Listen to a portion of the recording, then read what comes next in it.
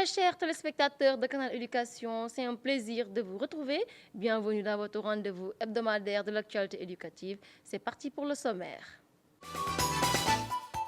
Suppression de l'entrée en sixième et réforme du CFE. Les mesures ont été prises lors du conseil interministériel consacré aux examens et concours de fin d'année scolaire. Toujours au sommaire de cette édition, c'est dorénavant officiel, la phase 2 du projet d'appui au développement de l'éducation au Sénégal, PADES 2, a été lancée par le ministre de l'Éducation nationale, Moustapha Mamba Guirassy. Le projet a été financé à hauteur de 77 milliards de francs CFA. Pour terminer, nous irons à Diourbel où l'inspection d'académie a honoré les jeunes filles les plus brillantes dans les filières scientifiques. L'objectif de l'initiative est d'inciter les jeunes filles à s'intéresser aux sciences, aux technologies, ingénierie et mathématiques. Le round-up de la toile mettra un terme à cette édition. C'était tout pour les titres. Le développement, c'est tout de suite.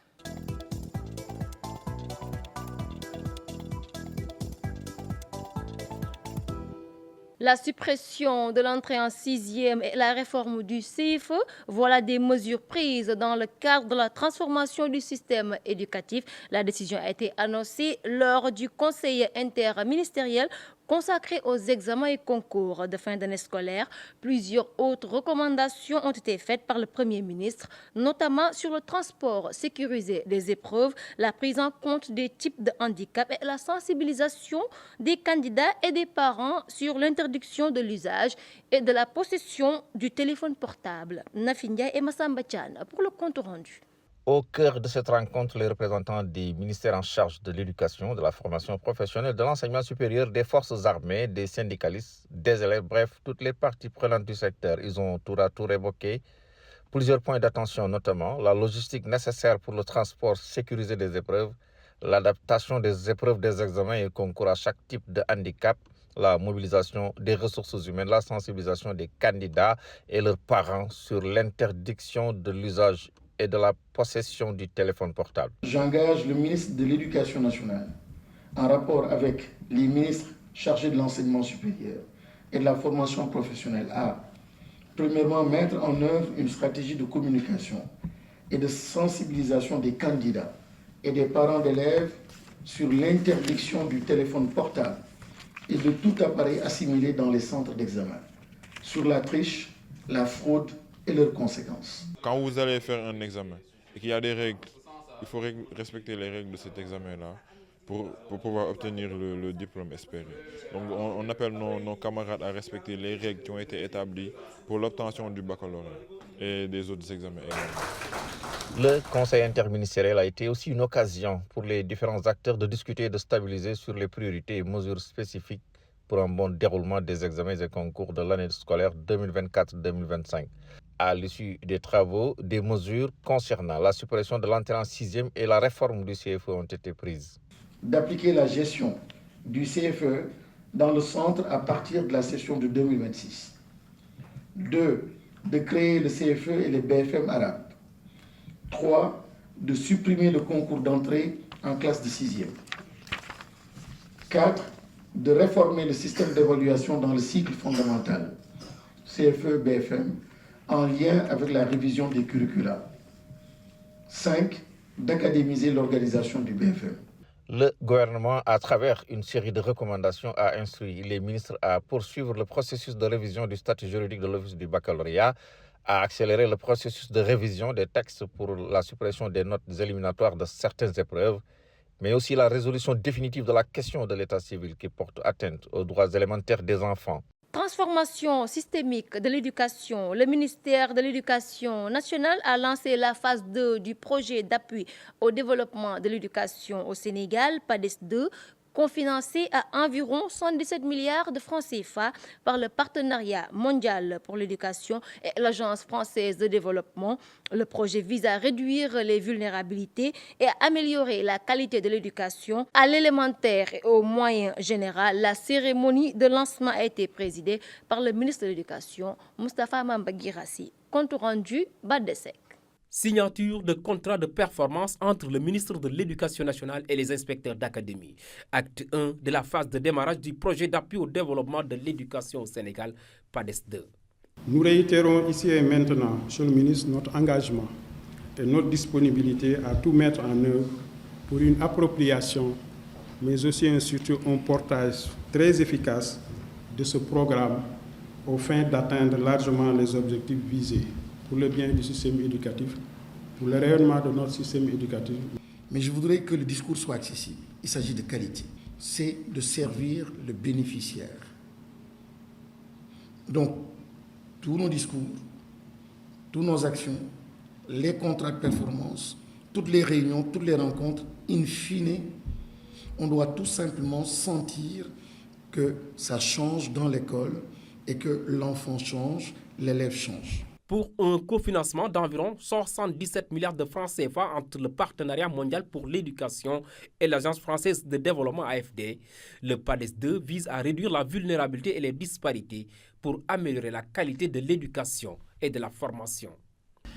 Le PADES 2, c'est d'abord une méthode partenariale et un modèle de coopération.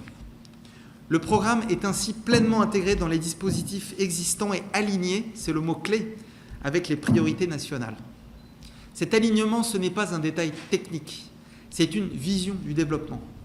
Le PADES 2 est un engagement collectif, c'est un état d'esprit, c'est un changement profond de logiciel, avec nos maigres moyens, mais avec toute la responsabilité, une claire conscience, notre dignité. Il nous faut absolument être dans une politique et une démarche qualité. De 2025 à 2028, la durée du projet, les résultats attendus sont consignés dans des contrats de performance conçus en phase avec l'agenda 2050. Partage de bonnes pratiques et innovations entre le Sénégal et le Japon dans le domaine de l'éducation. Un symposium national a été organisé suite à une mission de benchmarking effectuée au pays du soleil levant. L'activité présidée par le ministre de l'Éducation nationale a réuni différentes catégories d'acteurs de l'éducation et de la formation, notamment des représentants de la JICA, des autorités religieuses, entre autres. Une activité importante du ministère de l'Éducation nationale qui ambitionne de passer d'un système éducatif à une société éducative. Massamba Chan et Nafi Ndiaye pour le compte rendu. L'exercice consistait à faire le croisement des bonnes pratiques et innovations entre le Sénégal et le Japon. À travers un wood café, les participants ont assisté à des présentations détaillées du modèle éducatif japonais. Cette initiative marque un tournant, vraiment une évolution importante dans le fonctionnement même de notre système éducatif. Nous nous sommes rendus compte que les découvertes que le personnel du ministère a pu faire au Japon du modèle japonais, je peux dire, sont déjà existantes chez nous. Il faudra véritablement se féliciter de ce que nous avons en tout cas vu qui est en train d'être fait au niveau du Japon, mais aussi de véritablement ce qui a été dit et restitué en tout cas au niveau de notre pays. Cette activité entre en droite ligne des ambitions du ministère de l'Éducation nationale de passer d'un système éducatif à une société éducative. Le Japon est prêt à accompagner les efforts du gouvernement du Sénégal dans la mise en œuvre de cette ambition à travers la vision 2050. Chers élèves, ensemble montrons l'exemple et faisons de notre école un lieu où les valeurs morales et civiques ne sont pas de simples mots, mais des réalités vécues au quotidien. Et je souhaite, à partir de ces discussions, pas que l'on prenne, que l'on transpose ce que nous avons vu, ce que nous avons apprécié directement ou mécaniquement du Japon vers le Sénégal, mais je veux juste qu'on soit à l'aise avec nos valeurs et que nos valeurs trouvent leur place dans nos systèmes éducatifs. Voilà donc l'objectif, qu'on soit profond, que l'on discute et sans complexe, qu'on ramène certaines bonnes choses dans notre système éducatif. Le symposium a réuni différentes catégories d'acteurs de l'éducation et de la formation, notamment des représentants de la JICA, des représentants des autorités religieuses, des représentants des syndicats d'enseignants, la société civile, les élèves, etc.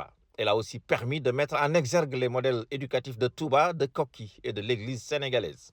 Allons maintenant à Diourbel où l'inspection d'académie a récompensé les jeunes filles les plus brillantes dans les filières scientifique. Cette initiative vise à promouvoir l'excellence académique féminine et à encourager davantage de jeunes filles à s'intéresser aux sciences, technologies, ingénierie et mathématiques.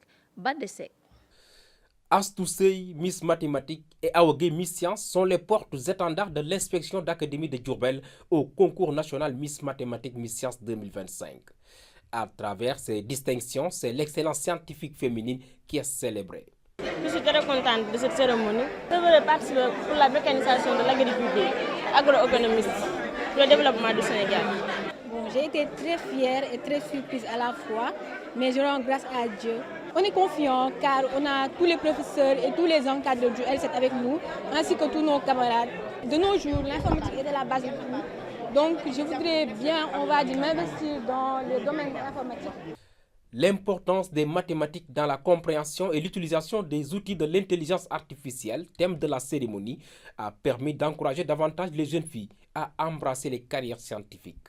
Nous avons voulu innover au regard de la nouvelle orientation stratégique du ministère de l'Éducation nationale qui promeut les sciences, la technique, mais aussi et surtout l'intelligence artificielle adossée aux valeurs endogènes et spirituelles. Nous avons voulu entretenir justement ces enfants de l'importance des mathématiques par rapport à la maîtrise de l'intelligence artificielle. Mam Anta Mbaké et Mam Khary Mbaké ont été donnés en exemple aux jeunes filles du fait de leur parcours inspirant et de leur apport significatif dans le domaine de l'éducation et de la formation. Nous sommes vraiment très honorés, Madame Mam Khary et moi, d'être choisis comme marraine. C'était le moment de rappeler à ces jeunes filles l'importance de l'enseignement des mathématiques.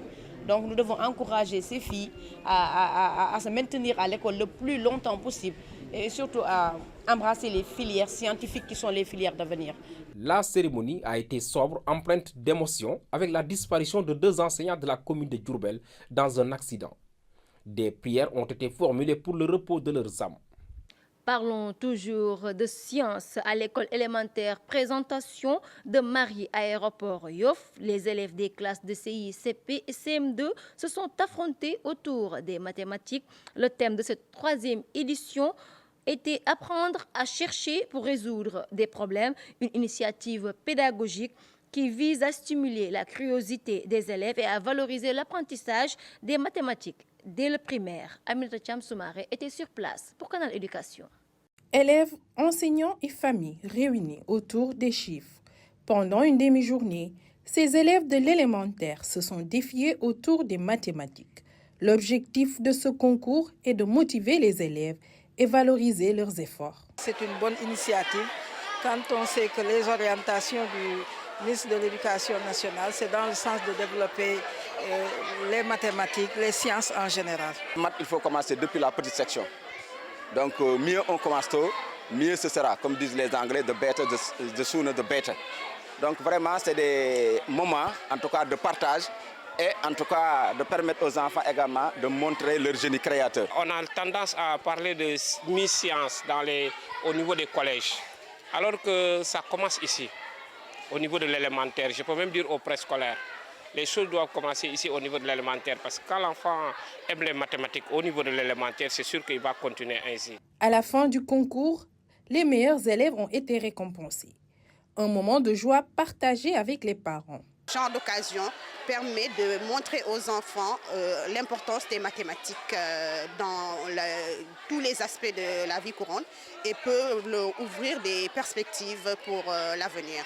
Je suis très fière de moi-même et après j'ai fait beaucoup d'efforts pour arriver à ce rang. J'apprenais beaucoup mes formules, je suis restée tard la nuit pour les apprendre, j'ouvrais à chaque fois mes cahiers. Je suis joyeuse, j'ai la joie dans mon cœur. Je suis content. Quand j'ai le temps, j'apprends les formules. Quand je joue, je finis de jouer, j'ai rien à faire, je prends mon cahier. Nous remarquons qu'au Sénégal, nous avons besoin vraiment d'asseoir des cultures mathématiques. Et ces activités que nous menons ici, des compétitions de ce genre, favoriseraient en tout cas l'élite mathématique demain. Au total, 54 élèves de l'école élémentaire présentation de Marie Aéroport Yoff ont participé au concours. Prétexte pour eux de magnifier le slogan on devient scientifique depuis l'école élémentaire. Le ministre de l'Éducation nationale, Moustapha Mamba Guirassy, a présidé ce lundi 2 juin la cérémonie de levée des couleurs à la FASTEF, un moment symbolique de respect des valeurs républicaines. Moustapha Guirassy en a profité pour inviter les futurs enseignants à repenser à l'évolution des enseignements-apprentissages. Badesek. Levée des couleurs à la faculté des sciences et techniques de l'éducation et de la formation FASTEF. Comme tous les lundis de chaque mois, l'hymne national du Sénégal est entonné par les autorités scolaires et universitaires, les enseignants et les élèves venus du collège Seydou Nourou Tall. Un moment symbolique, un rituel qui incarne les valeurs fondamentales de la République. Notre rôle, au-delà d'enseigner ou de former des enseignants sur des disciplines, c'est de faire en sorte que cette nation sénégalaise soit une. La cérémonie d'aujourd'hui s'inscrit dans cet objectif. Fort heureusement, cela rencontre les besoins, les offres et également les directives au niveau plus haut de l'État du Sénégal. Nous affirmons notre attachement à une nation unie, à une histoire partagée et à un avenir commun. Ce moment solennel prend tout son sens dans un lieu où sont formés ceux et celles qui auront pour mission de transmettre le savoir. La faculté des sciences et technologies, de l'éducation et de la formation creuse de savoir dans la formation de futurs enseignants. Le ministre de l'Éducation nationale en a profité pour engager les acteurs de l'éducation à repenser à une nouvelle forme d'évaluation tenant en compte l'équité, l'intégrité et la transparence. Il s'agira entre autres de bâtir un système national d'évaluation qui va réinvestir les acquis de notre longue tradition en matière d'évaluation, en veillant à institutionnaliser un dispositif de soutien scolaire en intégrant des cours de soutien gratuits et grâce à l'IA par exemple, dans le service hebdomadaire des enseignants et à mettre en place une politique de rémédiation solide impliquant activement l'ensemble de nos partenaires. Conformément à la volonté de transformation systémique de l'éducation, le ministre de l'Éducation nationale a invité toutes les parties prenantes à considérer l'élève au cœur du processus pour mieux répondre à ses besoins et aux enjeux du monde actuel. L'école ne peut plus être un lieu figé où l'on transmet passivement des savoirs. Elle doit devenir un espace de vie, de production, d'initiative et de valeur. Ce sont les mots du ministre de l'Éducation, Moustapha Mamba Guirassy, qui s'exprimait lors de la journée dédiée à son département Foire internationale des produits africains. Il est au micro de Nafi Ndiaye. C'est une première pour le ministère de l'Éducation nationale de participer à une foire où on présente des produits africains. Mais pourquoi? C'est parce que l'école change, l'école est en train de changer, notre système éducatif est en train de changer. Et nous avons mis en avant quelques CM, notamment le CM de Kennedy et le CM Montmarsen, qui étaient présents et pour montrer en fait des choses extraordinaires, des enfants entrepreneurs, des enfants qui font des découvertes, qui réalisent, qui innovent et qui vendent. Des enfants tels que nous le voulons, qui sont dans l'entrepreneuriat, mais qui sont aussi, qui ont ce qu'on appelle les compétences exécutives, avec donc du développement personnel, qui s'expriment très bien, qui vendent bien, qui sont dans une logique de développement et une logique économique. Des enfants qui sont dans la science et les technologies, tels que le chef de l'État le souhaite. Et aujourd'hui, ces enfants, avec la science, la technologie, ont pu montrer qu'ils étaient capables donc de transformer, d'innover et de mettre sur pied ou en place des produits très très innovants et qui étaient présentés et qui étaient achetés. Des enfants qui, dans leur école, chaque semaine presque, organisent des foires, des expositions et qui vendent ce qu'eux-mêmes ils produisent. Des enfants qui apprennent à faire du harao, des enfants qui font des gâteaux, des enfants qui font du savon, des enfants tels que nous le voulons en fait. Donc aujourd'hui, c'est cette école-là que nous voulons. Et à travers cette foire internationale des produits africains, c'était curieux et très intéressant de voir que les stands, parmi les stands les plus visités, justement, c'était ces stands-là, du CM Kennedy, stand de Montmarsen, justement, où les gens, donc les visiteurs venaient pour avoir de ces produits. Encore une fois, nous saluons cette foire internationale donc, des produits africains, mais saluons surtout la présence de ces enfants du CM Kennedy et, je le dis, c'est un prototype et c'est ce que nous voulons. Et la réforme ou les réformes curriculaires vont nous y conduire. Une école qui change, l'école qui est en train de changer, c'est la réalité. Il y a 2-3 jours, nous avons organisé un symposium pour une restitution de notre mission au Japon, telle que nous l'avait recommandé le Premier ministre. Et nous avons donné la parole au Dara de Koki, à l'église. Nous avons donné la parole à Tiwaron, à Touba, à Ndiassane, à d'autres. Nous avons donné la parole à des modèles alternatifs de notre système éducatif. Et on se rend compte que tout est là. Il faut maintenant juste capitaliser. Nous avons des écoles qui montrent et qui sont déjà les prototypes, tout fini.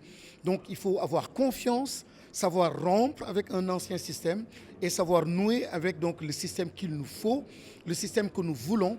Et nous allons donc très bientôt pouvoir généraliser donc, toutes ces pratiques-là à travers donc, ces réformes curriculaires que nous engageons. À Kolda, la première dame plaide pour la construction de blocs sanitaires dans les écoles. Maïkhone Faye a lancé l'opération d'envergure de distribution de serviettes hygiéniques aux filles du Foulado. La journée internationale de l'hygiène menstruelle qui a lieu le 28 de chaque année a été célébrée cette année au Sénégal dans la région de Kolda. Suivons ce reportage de Bokar Kandé. Remise symbolique de kits hygiéniques. La première dame, Maïkhone Faye, au milieu des filles pour partager leurs préoccupations. Ici, nous sommes au CM Cyclo-Ouest, l'établissement scolaire choisi pour célébrer la journée internationale de l'hygiène menstruelle. Cette journée met en lumière les défis rencontrés par de nombreuses femmes et filles dans diverses régions, notamment l'accès limité à des produits hygiéniques, à l'eau propre, à des installations sanitaires adéquates et à l'information. Elle encourage la communauté à œuvrer ensemble pour créer un environnement où chaque personne peut vivre ses menstrues avec dignité, sécurité et sans discrimination. La journée internationale de l'hygiène menstruelle a lieu le 28 de chaque mois de mai. Le choix de Kolda n'est pas fortuit. Beaucoup d'initiatives sont déjà développées en milieu scolaire, facilitant la gestion des menstrues.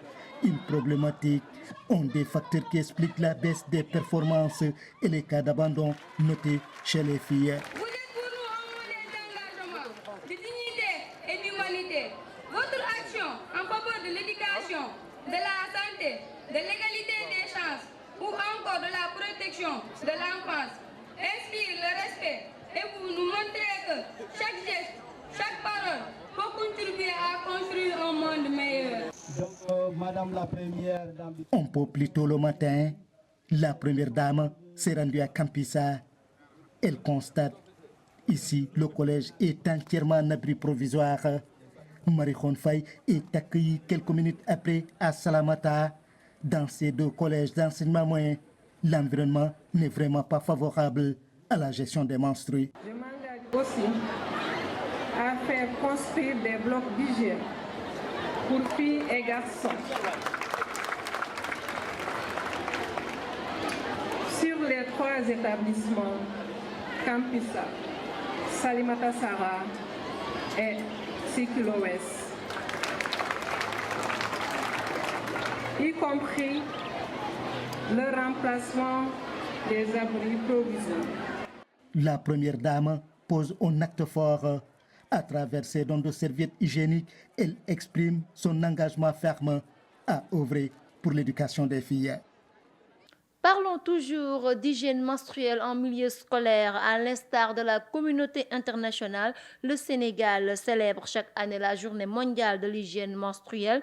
La fédération Pencum Dakarou a profité de cette édition pour inaugurer des toilettes construites aux normes GHM au SEM de Darussalam à Guédiawaye et au SEM d'Alifort. Reportage Nafi Ndiaye.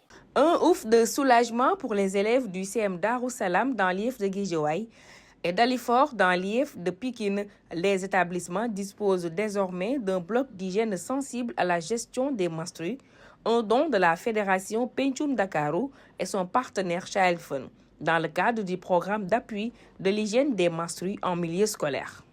Merci pour tout ce que vous avez accompli dans ce CM, de la formation sur la gestion des menstrues à la construction des toilettes aux normes GSM, en passant par la salle UCOS, unité de conseil et d'orientation des jeunes. Ces installations ne sont pas seulement des infrastructures physiques.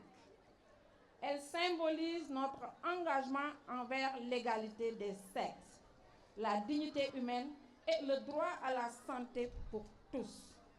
Composées de 9 boxes séparées pour filles et garçons, les toilettes sont construites avec des rampes pour les élèves à mobilité réduite. Un acte concret de justice sociale pour l'amélioration de la santé et le bien-être des filles. Le projet consistait à avoir un paquet de services intégrés de prise en charge des menstrues en milieu scolaire. Il y avait 3 axes d'intervention. Le premier axe était constitué de la mise à disposition d'un cadre physique adapté, à savoir la construction de toilettes sensibles à la GHM. L'autre axe du projet consistait à la mise à disposition d'intrants. Nous avons doté ces unités de conseil et d'orientation de serviettes hygiéniques et aussi de médicaments antidouleurs pour que l'élève puisse rester à l'école pour continuer les enseignements-apprentissages sans que les règles ne soient un obstacle à la continuité de ces enseignements. Cette initiative de Pencum Dakarou entre en droite ligne des politiques du ministère de l'Éducation nationale pour une transformation humaniste de l'école, gage d'un environnement d'apprentissage sûr. Avec ce qu'on appelle la nouvelle initiative pour la transformation humaniste de l'éducation, nous pouvons nous dire que Pencum Dakarou est dans ce sillage. Parce que cette nouvelle initiative, en tout cas, prend en compte l'inclusion, prend en compte l'équité, prend en compte la protection des enfants. Avec ces 2 infrastructures-là, je pense que l'offre sera inclusive, elle sera de qualité, mais aussi elle sera effectivement en phase avec la société éducative, suffisamment portée par le ministère de l'Éducation. La Fédération Pencum Dakarou accompagne depuis quelques années l'État du Sénégal dans sa politique éducative. En plus des blocs d'hygiène, elle a aussi offert aux établissements des unités de conseil et d'orientation des jeunes pour une meilleure prise en charge des préoccupations des adolescents. Lutte contre la pollution plastique en milieu scolaire, le ministère de l'Éducation nationale en partenariat avec Joliba Institut Plastique Odyssey Factories ont procédé à la remise de matériel issu du recyclage de matières plastiques des écoles de Dakar. Objectif, lutter contre le réchauffement climatique, améliorer la gestion des déchets et la protection de l'environnement en milieu scolaire. La cérémonie s'est déroulée au collège Serigne Ahmad Sy Malik. Écoutons la réaction de quelques acteurs. Aujourd'hui, au fait, nous assistons à la remise symbolique de mobilier dans le cadre d'un programme pédagogique intitulé « Les apprentis explorateurs ». C'est une activité scolaire qui a été portée par l'association française Plastic Odyssey Community et qui est mise en œuvre ici au Sénégal par l'Institut Joliba avec le soutien du ministère de l'Éducation nationale et de l'ambassade de France.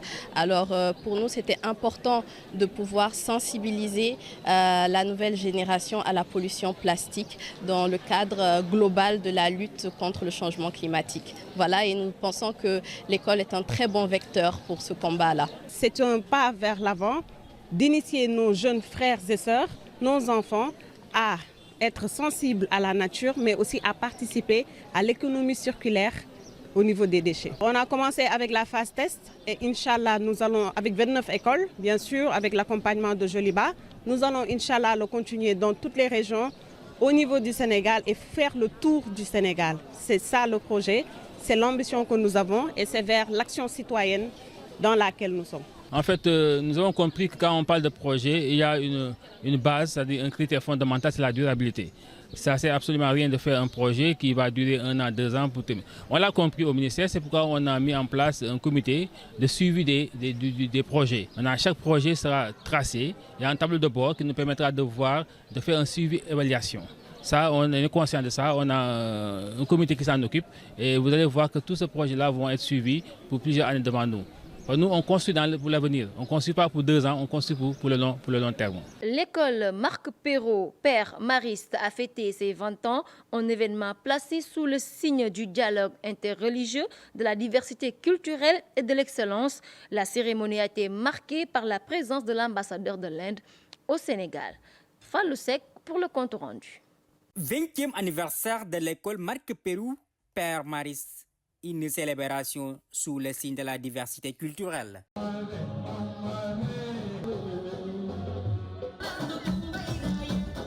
La cérémonie a lieu en présence d'un invité de marque, Son Excellence Moussa Dinkara Astana, ambassadeur de l'Inde au Sénégal. Wonderful event which has been put together Il apprécie vraiment l'invitation à l'école et l'événement a été vraiment magnifique. Donc, il souhaite à tous les élèves de cette école de vraiment tout le bonheur et tous les vœux qu'ils souhaitent avoir. En Inde, on a un programme qui s'appelle le High Tech. C'est un programme où le gouvernement indien sélectionne des élèves dans d'autres pays et leur donne une bourse entière pour aller étudier en Inde dans certains domaines spécifiques. L'événement a servi de cadre pour magnifier la coopération culturelle entre les deux pays. Non, c'est juste, disons, un partenariat de proximité parce que nous avons des enfants de l'Inde dans notre établissement. Nous voyons comment la coopération entre le Sénégal et l'Inde se développe, mais aussi le potentiel que l'Inde a en tant que pays qui se développe dans la science, dans l'économie, etc. et qui a une vaste culture aussi que la communauté sénégalaise connaît. Nous voulons offrir à nos enfants, n'est-ce pas, une meilleure découverte de ce pays-là. Moi, j'ai trouvé qu'on a beaucoup représenté la culture indienne ainsi que d'autres cultures. Vous avez la culture le défilé de culture traditionnelle. Vous avez vu presque toutes les ethnies du Sénégal qui ont été représentées là-bas, ainsi que aussi les Américains. Vous avez vu le défilé et tout. Et bon, je trouve qu'on a beaucoup d'ethnies représentées au sein de cette école qui vivent ensemble et qui partagent leurs valeurs culturelles. L'établissement se distingue par une ouverture culturelle et religieuse. On y enseigne aussi bien les religions chrétiennes que l'islam. Moi, je suis satisfaite, comme tous les autres parents d'élèves. Il y a l'enseignement, il y a l'éducation. Moussa Diallo y tient vraiment à l'éducation des enfants. L'éducation islamique, l'éducation catholique, on fait des prières. À chaque lundi, lever des couleurs. Chaque vendredi à 16h, on fait lever des couleurs. On fait des prières catholiques et musulmanes. Les membres du club Sciences, Environnement et Astronomie ont profité de l'occasion pour présenter des expériences scientifiques témoignant de leur savoir-faire et de connaissances acquises. On a appris beaucoup de choses. Par exemple, moi, quand nous apprenions les réactions acido-basiques, ce n'était pas assez intéressant. Mais quand tu vois le passage du bleu au jaune, tu te dis, là, c'est une présence d'acide. Vous avez vu tout à l'heure la démonstration des élèves du club scientifique. Vous avez vu aussi leur exposition de tous les matériels qu'ils ont, même un télescope. Ça veut dire que nous donnons vraiment beaucoup d'importance aux enseignements des sciences. Parce que le Sénégal ne peut pas se développer sans les sciences. Ce 20e anniversaire a été une journée riche en échanges et émotions, une célébration de la diversité culturelle où l'Inde et le Sénégal ont brillé à l'unisson. Une véritable journée d'excellence au cours de laquelle les élèves ont pu s'expérimenter devant le public et démontrer les compétences acquises tout au long de leur parcours scolaire. Place maintenant au round-up de la toile avec Aminata Cham Soumaré.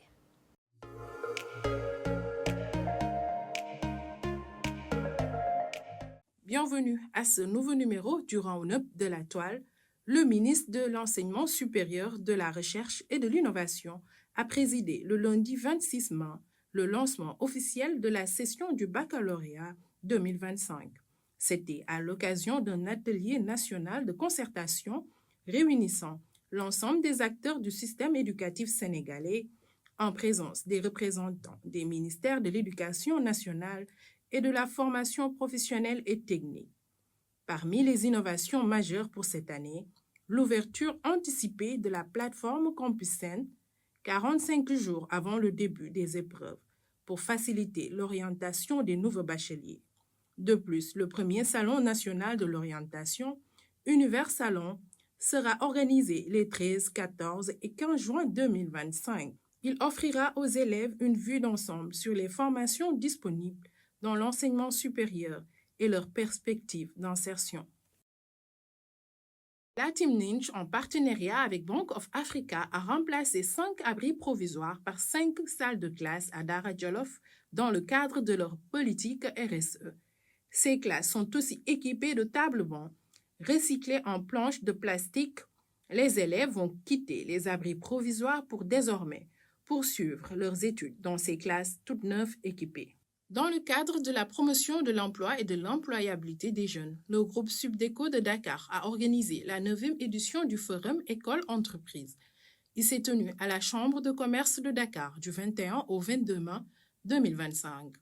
Placé sous le thème « Intelligence artificielle et transformation des métiers, opportunités et défis pour les talents de demain », le forum est une ambition du groupe Subdeco de rapprocher le monde académique du monde professionnel, en réunissant étudiants, diplômés et recruteurs autour d'un objectif commun, anticiper les mutations du travail et saisir les dynamiques émergentes du marché de l'emploi. Le 21 mai 2025, le stade municipal des Parcelles Assainies a vibré au rythme des finales du district sport IFE Parcelles Assainies. La compétition qui a réuni les jeunes talents et passionnés du sport s'est jouée autour de 3 finales de football. Le lycée Talibou Dabo s'est imposé face au CCHT, confirmant son talent et sa maîtrise du jeu. Une confrontation intense entre le lycée Aminata Sow Fall et le lycée Sergent Malamine Camara s'est soldée par la victoire des protégés de Madame Koumbagnan. L'école élémentaire Grand Yoff 2B a triomphé contre l'école élémentaire HLM Grand Yoff 1. Cette compétition témoigne de l'importance du sport dans le développement social des élèves. C'était tout pour aujourd'hui. Rendez-vous très prochainement pour un nouveau numéro.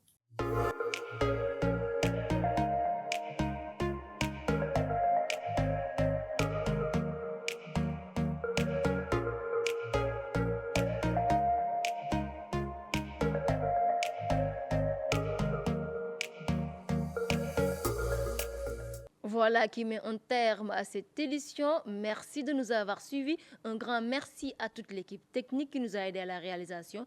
Quant à moi, je vous donne rendez-vous très prochainement. D'ici là, portez-vous bien.